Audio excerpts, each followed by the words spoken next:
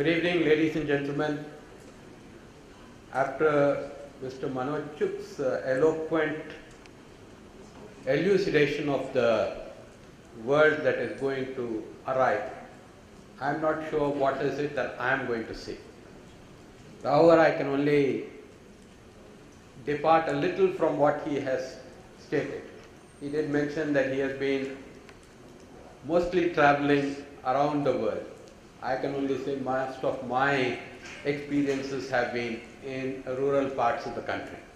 So I bring that particular flavor, and maybe some of the spots that I may have been in, perhaps not many in this particular audience may have been there. I'm sure you have heard of a village called Nite village, which is on the border of China. Just like to mention, it was only on 24th October 2006 that village got electricity. I happened to visit that village, and I can say that while many things are happening in many parts of the world, there are large parts of our country which still have problems of infrastructure. I think we will have a fairly varied experience within the country of growth paradigms. I'd like to just state this thing. How does the future look like? To me, it looks like what the opening lines of Charles Dickens' novel, Tale of Two Cities. It's the best of the times and it's the worst of the times. The spring of hope and the winter of despair. Well, there is hope, there is despair, but I would say there is hope amidst despair. I would like to state that at this point in time, while the Indian economy may have had a little slip in the growth path, there's still a lot of traction. There's a growth of a little over 5%. And where is it that the IT sector or the ICT sector has a role? Deepak Sahu reeled out a lot of numbers, and I think it's these factors that need to be looked at in a much more cogent way. The National Telecom Policy, which has been brought out in 2012, talked of some broad statistics. It talked about India having a broadband growth, a broadband revolution, while taking stock of the mobile revolution that has gone by, and it's still growing. The broadband revolution envisages that we would have 600 million connections by 2020 and about 175 million on the path to it by 2017. And how do we go about it? One of that particular aspects is the National Optical Fiber Network, which tries to take broadband to the rural areas, the Gram Panchayats. The NOFN is something which is aimed at taking broadband to the Panchayat. And while we are looking at the mobile growth story, let's not forget that the broadband has to make a foray into the rural areas as the growth has to occur in those locations. E-learning, telemedicine, e-commerce, e-governance, all of them, terms very well known to the audience here, are terms which need to permeate, penetrate and percolate to the rural areas. I think therein lies the great challenge, and we need to see that roads need to be there, the infrastructure of electricity needs to be there, and we need to have a robust telecom infrastructure so that on the strength of it, there could be a lot of e-activities in the rural areas.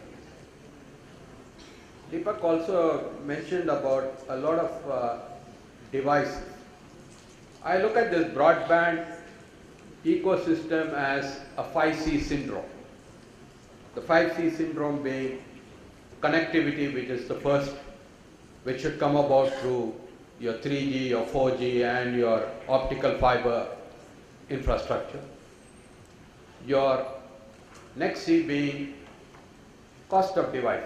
I would like to see that there are a lot of manufacturers here. The cost of devices should be truly affordable. We must have smartphones which are between 3,000 to 4,000 rupees. I often used to talk about $100, but now with the dollar being what it is, I think I would like to speak to in rupees only, less than 5,000 rupees. So if it's 4,000 rupees, so much the better. So there will be a transition to the new type of smartphone devices, and I think the access devices are very important for people to get onto the broadband. So that's when your numbers, the several hundred million, 150 or whatever broadband connections move up the ladder. The third is content. Internet is predominantly Anglo-centric, and we need to see that can we have content in multilingual formats so that the people in the rural areas who are not very familiar with the English language and are more habitual to it to communicate in their local language do have content available into the local language. Hindi, Telugu, Tamil, Bangla, Marathi, all of these, I think we need to have content. And if we can take a cue from our entertainment industry, the entertainment industry, we have so many films in so many languages. Why is it we cannot have the same sort of composed information available on the net in different language formats?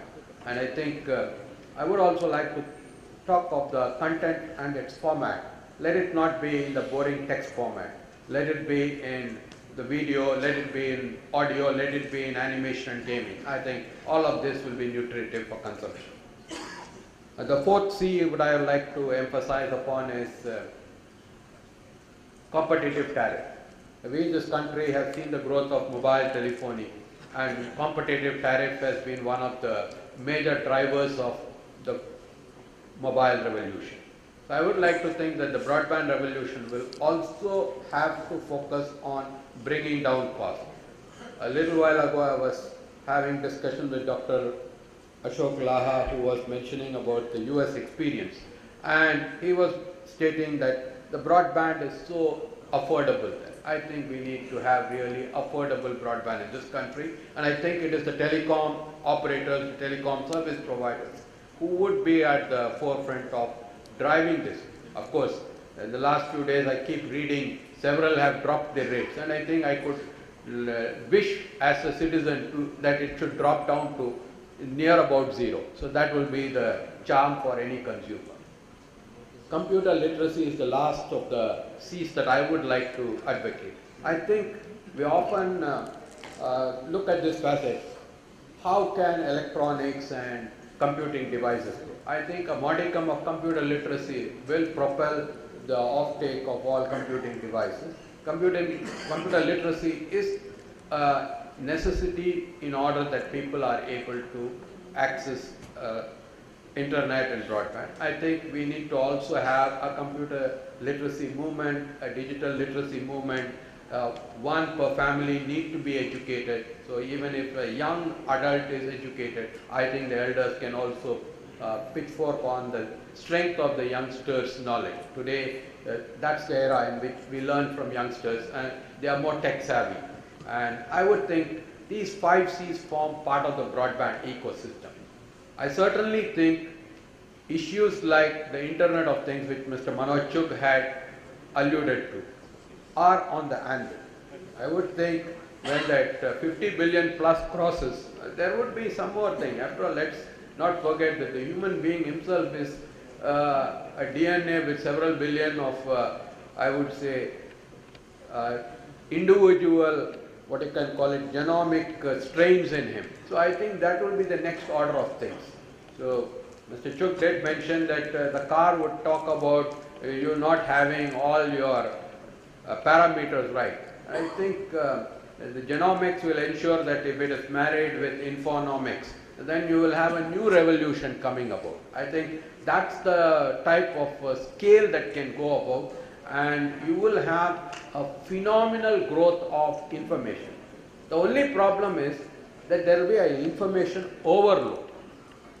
Today, with the information overload, how are you going to look for patterns So you will have a new business opportunity. Pattern recognizers will come. So they will tell, oh, there's a lot of information, we will do information filters for you, and then we will package and give you information that you require.